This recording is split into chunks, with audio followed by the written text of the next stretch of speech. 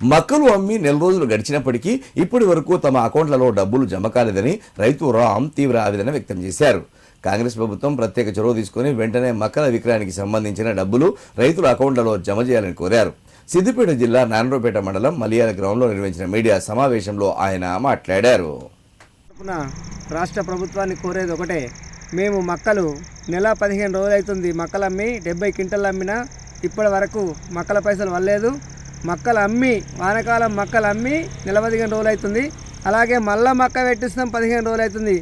పెట్టుబడికి బాగా ఇబ్బంది అవుతుంది. ఎట్లనే చేసి అధికారులు కానీ రాష్ట్ర ప్రభుత్వం కానీ వెంటనే స్పందించి మా రైతులకు మక్కల పైసలు త్వరగా వేయాలని మరీ కోరుచున్నాము. రైతు అంటే మొత్తానికి పట్టింపే లేకుండా అయిపోయింది. ప్రభుత్వానికి కావచ్చు, అధికారులకు కావచ్చు. దయచేసి మా రైతులను గమనించి అతి తొందరగా పడాలని కోరుచున్నాము. రైతు భరోసా అటే వేయింది, రైతు బంధు అటే వేయింది. కనీసం మా అమ్ముకున్న మక్కల పైసలన్నా త్వరగా పడితే పెట్టుబడి కన్నా అవుతాయి. అప్పులు తెచ్చుకొని చేస్తున్నాం.